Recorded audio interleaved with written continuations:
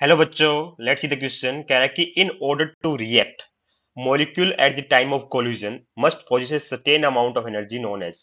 कह रहा है बेटा, मान लीजिए दो मॉलिक्यूल है, उनको आपस में रिएक्ट करना है। एक मॉलिक्यूल ये है और एक मॉलिक्यूल ये है। ठीक है। रिएक्ट करके बेटा, जब कोलिजन के टाइम ये रिएक्ट करते हैं तो एक certain amount of energy requirement होती है। उस एनर्जी को क्या बोला जाता है? ठीक, तो उस एनर्जी को बेटा बोला जाता है थ्रेश होल्ड एनर्जी। दो मॉलिक्यूल को बेटा जब वो आपस में कोलाइड कर रहे होते हैं तो उस टाइम उनको रिएक्ट करने के लिए जो एनर्जी चाहिए ना, सर्टेन अमाउंट ऑफ एनर्जी, उसको बोला जाता है बेटा थ्रेश होल्ड एनर्जी। तो ऑप्शन क्या आएगा बेटा? आंसर आ जाएगा बेटा option number C, absolutely correct है।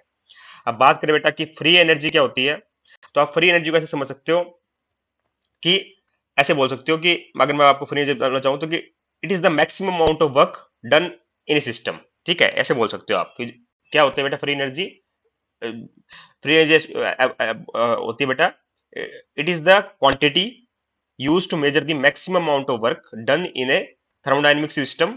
ठीक है, और where temperature pressure are keep constant. ठीक है, इस तरीके से आप डिफाइन कर सकते हो फ्री एनर्जी को। ठीक है, या फिर ऐसे ही बोल सकते हो energy available in a system to do useful work, उसको बोला जाता है बेटा free energy. Energy available in system to do useful work is known as free energy. तो ऑप्शन नंबर ए हमारा इनकरेक्ट हो गया।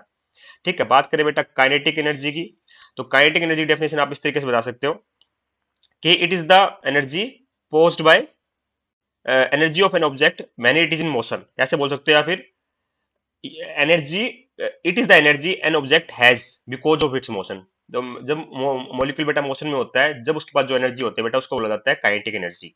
ठीक है, क्या बोला जाता है बेटा? Kinetic energy. तो ये ऑप्शन भी हमारा इनकरेक्ट हो गया। ठीक है, इंटरनल एनर्जी कैसे बोल सकते हो बेटा? It is the sum of all type of energy present in a system. एक सिस्टम के अंदर जितनी टाइप की एनर्जी हो सकती है, that is rotational energy, translational energy, electronic energy, vibrational energy, उन सबका सम बेटा।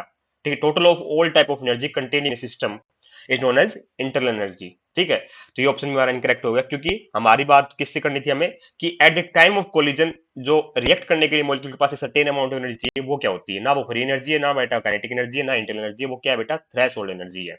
ठीक है, तो आंसर क्या आएगा? Option number C. I hope you understand the answer. Thank you so much.